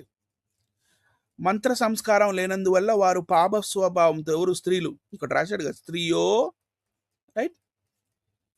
సంస్కారం లేనందువల్ల స్త్రీలు పాప స్వభావంతో అబద్ధం వలె అశుభ రూపంతో ఉంటారని అందరు. వేదములు కూడా అదే విధంగా చెప్తున్నాయి. కావున వారి విషయాన్ని పరిష్కరించుటకు ఈ ప్రాయశ్చిత్తాలు చేయవలనని కింద ప్రాయశ్చిత్తాలు ఇచ్చాడు. నేను అవన్నీ చూపించలేదు. 8వ అధ్యాయము 75, 76, 77లోకి వెళ్దాం. ఇక్కడ సాక్ష్యాల గురించి చెప్తుంటారు. స్త్రీలు సాక్ష్యాలు వగర వగర వగర ఇవన్నీ కూడా, రైట్? సో కారణం ఏమనగా స్త్రీ బుద్ధి స్థిరమైనది కాదు, అట్లే వారు అనేక దోషములున్న వారు కాబట్టి పురుషుని సాక్ష్యం చాలా గొప్పది. స్త్రీల సాక్ష్యం చెల్లదండి. వాళ్ళు బుద్ధి స్థిరమైనది కాదు, అట్ ద సేమ్ టైం వాళ్ళకి చాలా దోషాలు ఉన్నాయి. స్త్రీలకి పురుషుల సాక్ష్యం నడుస్తుంది అనే విధంగా మనకి ఇక్కడ తెలుస్తుంది. మనుస్మృతి 8వ అధ్యాయము 299, 300 ప్రకారంగా భార్య, రైట్? జాగ్రత్తగా వినండి. భార్య, పుత్రుడు, సేవకుడు, శిష్యుడు, సోదరుడు, వీరిలో ఎవరైనా నేరం చేస్తే వీరిని తాడుతోనైనా బెత్తంతోనైనా కొట్టాలి. భార్య అయినా, పుత్రుడు అన్నప్పుడు పుత్రి కూడా వస్తుంది కదా, సేవకుడు అన్నప్పుడు సేవకురాలు కూడా వస్తుంది కదా, సోదరుడు అన్నప్పుడు సహోదరి కూడా వస్తుంది కదా. భార్య, పుత్రుడు, సేవకుడు, శిష్యుడు, సోదరుడు, వీరిలో ఎవరైనా నేరం చేస్తే, నేరం అంటే అంటే ఏదైనా తప్పు చేస్తే, రైట్? వీరిని తాడుతోనైనను బెత్తంతోటైనను కొట్టాలి. అప్పుడు శరీరం యొక్క వెనుక వైపే కొట్టాలి, కానీ ఎట్టి పరిస్థితుల్లోనూ శిరస్సుపై అంటే తలపై కొట్టరాదు. ఈ విధంగా ఎక్కడ పడితే అక్కడ కొడితే కొట్టిన వారికి రాజు చోరదండన 1000 రూకల దండన విధించాలి. అంటే ఈప్ మీద, వెనకాల భాగం లేదా బంప్స్ మీద ఎంత కొట్టినా కొట్టుకోవచ్చండి. భార్యనైనా, కూతురునైనా, కొడుకునైనా, సేవకుడినైనా, సేవికనైనా ఇష్టం. ఇక వెనక నుంచి బాధపడవచ్చు. తాడుతోటైనా బెత్తంతోటైనా, తల మీద మాత్రం కొట్టకూడదు, అది క్లాజ్. మరి ఇదేందో. నెక్స్ట్ మనుస్మృతి 11వ అధ్యాయము 36, 37 శ్లోక తాత్పర్యాలు. కన్య, యువతి, తక్కువ చదువు గలవాడు, మూర్ఖుడు, రోగబాధితుడు, ఉపనయన సంస్కారము జరగనివాడు, వీరందరూ యజ్ఞయాగములకు చేయుటకు అనర్హులు. అంటే ఆడోళ్ళు యజ్ఞాలు, యాగాలు, అందుకే మీరు చూడండి గుళ్ళల్లో ఆడోళ్ళు పూజారులుగా ఉండరు. కన్య, యువతి, తక్కువ చదువు గలవాడు, మూర్ఖుడు, రోగబాధితుడు, ఉపనయన సంస్కారము జరగనివాడు. ఉపనయన సంస్కారం స్త్రీలకు కూడా జరగదు కదా, అందుకని వీళ్ళు యజ్ఞయాగములు చేయుటకు అనర్హులు. వీరు యజ్ఞయాగాదులు చేస్తే నరకంలో పడతారు. కావున వేదములు చదువుకొని శ్రౌతకర్మలలో నేర్పరి అయిన బ్రాహ్మణుడు మాత్రమే యాగం చేయాలి. అదండి సంగతి. నెక్స్ట్ మనుస్మృతి 3వ అధ్యాయం 13, 14, 15, 16. శూద్రుడు తన వంశంలో పుట్టిన కన్యనే వివాహం ఆడాలి, నంబర్ 1. నంబర్ 2, వైశ్య శూద్ర కన్యలను వివాహం చేసుకోవచ్చు. క్షత్రియుడు క్షత్రియ, వైశ్య, శూద్ర కన్యలను వివాహం చేసుకునవచ్చు. బ్రాహ్మణుడు 4 పెళ్లి చేసుకోవచ్చు. కానీ బ్రాహ్మణ, క్షత్రియులు ఎట్టి పరిస్థితుల్లోనూ శూద్ర కన్యను వివాహం ఆడరాదు. మరి ఇదేంది జాతి వివక్ష, కుల వివక్ష? బ్రాహ్మణుడు ఎట్టి పరిస్థితుల్లోనూ, బ్రాహ్మణ, క్షత్రియులు ఎట్టి పరిస్థితుల్లోనూ శూద్ర కన్యను వివాహం ఆడకూడదు. తనకంటే తక్కువ కులంలో పుట్టిన కన్యను వివాహం చేసుకుంటే తమ కులాన్ని, తమ సంతానాన్ని కూడా చెడగొడుతున్నారు. ఈ విషయాన్ని అత్రి మహర్షి, గౌతమ మహర్షి, శౌనక మహర్షి, భృగు మహర్షి సైతము వివరించారట. వావ్! వీళ్ళందరూ సైంటిస్టులు అండి. న్యూటన్ అంత గొప్పోళ్ళు, ఐన్స్టీన్ అంత గొప్పోళ్ళు వీళ్ళంతా. నెక్స్ట్ మనుస్మృతి. వీళ్ళకి మంచి జీనాలజీ వచ్చు. వీళ్ళంతా డిఎన్ఏ స్పెషలిస్టులు అనమాట. ఎలా చెడగొడుతున్నారు ఏంది ఇవన్నీ చెప్పగలరు వీళ్ళు అత్రి మహర్షి, గౌతమ్ మహర్షి, శౌనక మహర్షి, భృగు మహర్షి వీళ్ళంతా డిఎన్ఏ స్పెషలిస్టులు. నెక్స్ట్ మనుస్మృతి అధ్యాయం 3 17, 18, 19. బ్రాహ్మణుడు శూద్ర కన్యను వివాహం చేసుకుంటే తాను చెడిపోతాడు. ఆ కన్య యందు సంతతిని కన్నచో అతడు బ్రాహ్మణత్వాన్ని కోల్పోతాడు. శూద్ర స్త్రీతో కలిసి దేవతలకు సంబంధించిన యజ్ఞయాగాలను, పితృ సంబంధమైన శ్రార్థం మొదలగు వాటిని చేస్తే దేవతలు ఆ బ్రాహ్మణుడిచ్చిన హవ్య కావ్యములను స్వీకరించరు. ఈ దేవతలకు కూడా కుల వివక్ష, జాతి వివక్ష ఉందండి. ఆ స్త్రీని వివాహం చేసుకొని సంతానాన్ని కన్న బ్రాహ్మణుడికి ప్రాయశ్చిత్తం కూడా లేదంట. నెక్స్ట్ ఇది ఇంకా సూపర్ అండి, హైలైట్ అండి. చూడండి, మనుస్మృతి 4వ అధ్యాయము 43, 44, 45. భార్యలతో కలిసి భోజనం చేయకూడదు. భార్యతో కలిసి భోజనం చేయకూడదు. పైగా భార్య భోజనం చేస్తున్నప్పుడు, తుమ్ముతున్నప్పుడు, ఆవలిస్తున్నప్పుడు, కాళ్ళు చాచుకొని కూర్చున్నప్పుడు చూడకూడదంట. ఎందుకు? God only knows. అట్లే భార్య కండ్లకు కాటుకు పెట్టుకుంటున్నప్పుడు, అభ్యంగన స్నానం చేసుకుంటున్నప్పుడు, పైటలేక ఉన్నప్పుడు, ప్రసవించుచున్నప్పుడు తేజస్సును కోరు బ్రాహ్మణుడు చూడరాదు. అట్లే ఏకవస్త్రం ధరించి నగ్నంగాను స్నానం చేయరాదు. ఇదంతా కాదండి, భార్యతో కలిసి భోజనం ఎందుకు చేయకూడదు? ఏమయ్యా మనుస్మృతి, కొంచెం చెప్పు ఒకసారి. భార్యతో కలిసి భోజనం ఎందుకు చేయకూడదు? సరే, భార్యతో కలిసి భోజనం చేయొద్దన్నావు. పైగా భార్య భోజనం చేస్తున్నప్పుడు కూడా చూడొద్దు అంటున్నావు. ఆమె ఏం తింటుంది? మంచి భోజనం తింటుందా లేదా? ఆమెకి సమృద్ధి అయిన భోజనం ఇస్తున్నామా, పెడుతున్నామా లేదా? అది చూసే బాధ్యత భర్తకు లేదు. ఏందో మనుస్మృతి. తర్వాత మనుస్మృతి 5వ అధ్యాయం 150. భార్య తన ఇంటి పనులు చేయుచున్నప్పుడు నేర్పరితనంతో, ఎల్లప్పుడూ నవ్వు ముఖంతో ఇంటిని వస్తువులను చక్కగా పెట్టుకొని అత్యధికంగా వ్యయము చేయక ఉండవలెను. ఒంటింటి కుందేలు అని అంటారు కదా, ఆ టైపులో అట్ట బతకమంటున్నారు. నెక్స్ట్ మనుస్మృతి 9వ అధ్యాయము 80, 81, 82, 83. ఇక్కడండి అపుత్రస్య గతిర్నాస్తి ఇందాక చూపించాను కదా, ఇది పుత్ నామ్న. ఇది లోకంలో మానవుడు తనకు పుత్రులున్నందువల్ల స్వర్గాన్ని పొందినట్లు భావిస్తాడు. అతనికి మనుమలు కలిగితే ఆ స్వర్గంలో అతడు చాలా కాలం ఉంటాడు. ముని మనవలు కలిగితే సూర్యలోకాన్ని చేరతాడు. తండ్రిని పుత్ అనే నరకం నుండి రక్షిస్తాడు. కావున పుత్రుడని అతన్ని పిలుస్తారు అని రాశారు కదా, ఇందాక చూస్తాం కదా. దాని కాంటెక్స్ట్ ఇదండి. మనుస్మృతి 9వ అధ్యాయం 80, 81, 82, 83. ఇక్కడ నుంచి చూడండి. మద్యపానం చేసేది, దుష్ట సాంగత్యం కలది, భర్తకు ప్రతికూలంగా నడుచుకునేది, రోగిష్టి, సేవకులను బాధించేది, విపరీతంగా ఖర్చు చేసేది అగు భార్యను వదిలి ఇంకొక స్త్రీని వివాహం చేసుకోవచ్చు. వదిలి, విడాకులు ఇచ్చి కాదు, వదిలి. విడాకులు అనే మాట లేదు ఇక్కడ. సంతానం కలుగకపోతే పుత్రుడిని కనకపోతే కూడా వస్తుంది, ఉండండి. సంతానం కలుగకపోతే 8 సంవత్సరాలు, పుట్టిన బిడ్డలు చస్తూ ఉంటే 10 సంవత్సరాలు, ఆడపిల్లలే కంటూ ఉంటే 11 సంవత్సరాలు చూచి పునర్వివాహం చేసుకోవాలి. అంటే ఇప్పుడు ఫస్ట్ ఒక ఆమెను పెళ్లి చేసుకున్నాడండి, పిల్లలు పుట్టలేదు అనుకోండి, ఆమెని 8 సంవత్సరాలు ఏలుకొని వదిలేయచ్చంట. పుట్టిన పిల్లలు చనిపోతూ ఉన్నారనుకోండి, 10 సంవత్సరాలు ఏలుకొని ఆమెను వదిలేయచ్చంట. ఆడపిల్లలే కంటుంది అనుకోండి, ఆమె 11 సంవత్సరాలు ఏలుకొని వదిలేయచ్చంట.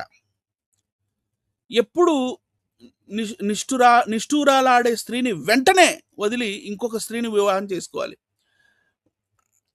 ఏమండి సిస్టర్ గారు, మీరు కానీ మనుస్మృతి ఒకవేళ మన కాన్స్టిట్యూషన్ తీసేసి మనుస్మృతి వస్తే ఇక ప్రేమగా అప్పుడప్పుడు భర్త మీద నిష్ఠూరాలు ఆడతారు కదా, మీరు అలుగుతారు కదా, అది కూడా బంద్. ఇంకా మీకు అది కూడా ఉండదమ్మా సిస్టర్.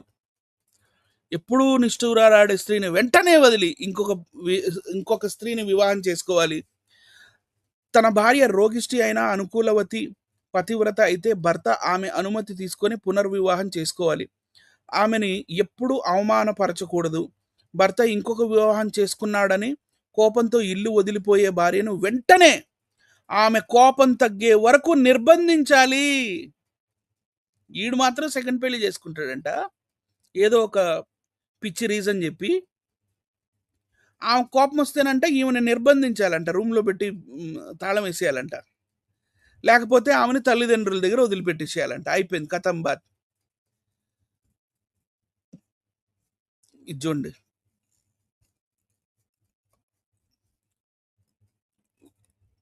30 సంవత్సరాల వరుడు 12 ఏళ్ల కన్యను వివాహం చేసుకోవచ్చు.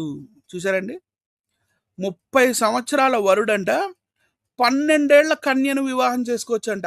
అట్లే 24 ఏళ్ల వాడు 8 ఏళ్ల కన్యను వివాహం ఏం చేసుకోవడానికి రా, 8 ఏళ్ల పిల్లని పెళ్లి చేసుకోవాలి. అట్లే 24 ఏళ్ల వాడు 8 ఏళ్ల కన్యను వివాహం చేసుకోవచ్చు. దేవతలు ఇచ్చిన స్త్రీని తనకిష్టం లేకపోయినా వివాహం చేసుకొని దేవతలను సంతోషం కలిగించుటకు ఆమెను ఎల్లప్పుడూ పోషించవలను. మరి ఇదే పరాశర స్మృతిలో కూడా సేమ్ ఇదే దరిద్రం మనకు కనపడుతుందండి. పరాశర స్మృతి వాల్యూమ్ 1 పేజ్ నెంబర్ 348.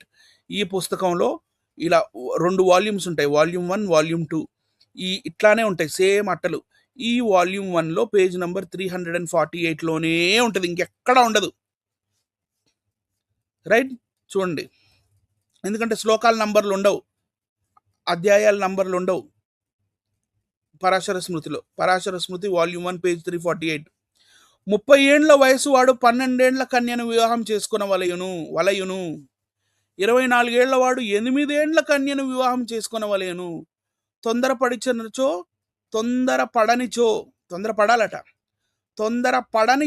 ధర్మక్లేశము అనుభవించును. 30 ఏండ్ల వాడు 10 సంవత్సరముల కన్యను వివాహం చేసుకొనవలెను. 21 ఏండ్లు వాడు 7 ఏండ్ల కన్యను వివాహం చేసుకొనవలెను. ఇవన్నీ ఇలాంటివి రాసి మన భారతదేశాన్ని ఏం చేశారు తెలుసా?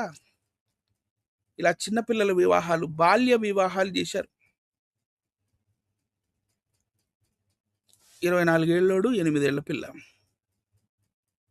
వీళ్ళిద్దరూ చిన్నోళ్ళే. ఈడేమో గాడిదలాగా ఉన్నాడు, ఈమెమో ఇంత చిన్న పిల్ల, ఎత్తుకొని గోరు ముద్దలు తినిపించుకునే వయసులో ఉంది ఈ పిల్ల. అరే, ముక్కులో శివుడి కూడా తీసుకోవటం రాలేదు, అంత చిన్న వయసులోనే వీళ్ళకి పెళ్లిళ్ళు చేసి పంపిస్తారా? ఇప్పుడు జరగట్లేదు కదండి, అదంతా ఒకప్పుడు అండి. అసలు ఎందుకు రాయాలండి మీ పుస్తకాల్లో? ఇప్పుడు ఎందుకు జరగట్లేదు? శుభ్రంగా జరుగుతున్నాయి. ఇదిగోండి కలర్ ఫోటోలు, కలర్లుగా పెట్టాను చూడండి. చెప్పా కదా, ముక్కులో చీవుడు కూడా తీసుకోవటం రాని ఇంత చిన్న పిల్ల ఏడుతుంది. సిగ్గుందంటరా. అరే రే రే రే రే రే.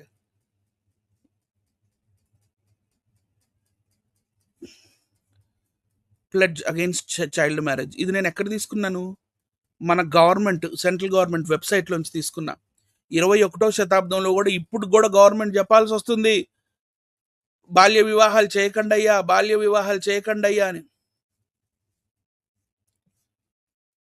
On this day 23rd September 1929లో అంటే స్వాతంత్రం రాకముందు, the child marriage restraint act, also known as Sarda law, was passed to prohibit child marriages. ఇవన్నీ ఎందుకు తేవాల్సి వచ్చింది? ఇదిగో ఇలాంటి రాతలు రాశారు కాబట్టి.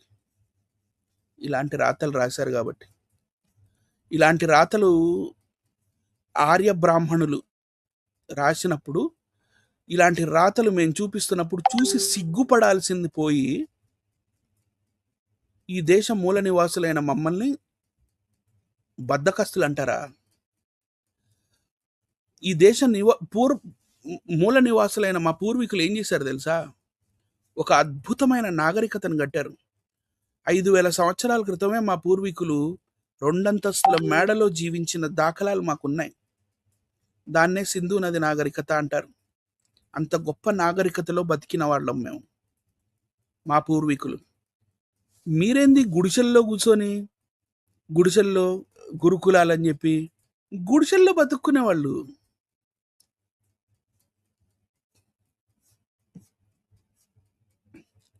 The man and the book.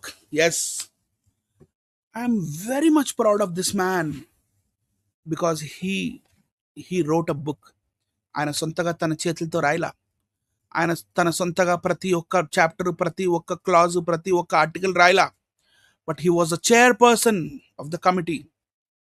As a chairperson of the committee ఈయన కనుసన్నలలో మన భారతదేశ రాజ్యాంగం రాయబడినప్పుడు భారతదేశ రాజ్యాంగంలో ప్రతి ఒక్కళ్ళకి కూడా ఈక్విటీ అనే పదం వాడారు ఇందాక వినయ్ గారు. సో ఈక్విటీ అండ్ ఈక్వాలిటీ అనేది ప్రతి ఒక్కరికి ఓటు హక్కు, ప్రతి ఒక్కరికి మరి సర్వ హక్కులు ఈ భారతదేశంలో ఉంటాయి. ఒకటి తక్కువ ఒకటి ఎక్కువ అని కాదు అని ఇలా భారతదేశ రాజ్యాంగాన్ని తెచ్చి నా భారతదేశ దశను మార్చిన బాబాసాహెబ్ అంబేద్కర్ గారికి నా సెల్యూట్. అంబేద్కరిస్టులు చాలా మంది జై భీమ్ జై భీమ్ జై భీమ్ అంటారు. ఉట్టి జై భీమ్ దాకేనా ఆగిపోయారు అక్కడ? అంబేద్కర్ గారు ఏం చెప్పారు? వారు ఏం రాశారు? మనుస్మృతిలో ఏముంది? కాన్స్టిట్యూషన్లో ఏముంది? ఈక్వాలిటీ ఎలా వచ్చింది? మనం ఎవరు? మన పూర్వీకులు ఎవరు? మనం ఎలా ఉండేవాళ్ళం? ఈ ఆర్య బ్రాహ్మణులు మన భారతదేశానికి బతకడానికి వలస వచ్చి మన వాళ్ళని ఎలా అణగార్చారు? మన వాళ్ళ గురించి శూద్రులని, స్వపచులని, చండాలులని, అంటరాని వారని వాళ్ళని మరి ఊర్ల బయట పెట్టి, లేదా వాళ్ళకి అసలు రేస్లోనే నిలబడనివ్వకుండా, వాళ్ళ దగ్గర డబ్బు అనేది ఉండనివ్వకుండా, వాళ్ళ దగ్గర డబ్బులు లాగేసుకొని, అవకాశాలు లాగేసుకొని, మొత్తం అంతా వీళ్ళే ఎలా చేశారు అనేది తెలుసుకోనక్కర్లా? So once again I salute doctor Babasaheb Ambedkar గారు for bringing Indian constitution to our country. Thank you. ఈరోజు ఇక్కడ వరకే. Thank you. మిగతా విషయాలు నెక్స్ట్ లైవ్లో చెప్తాను.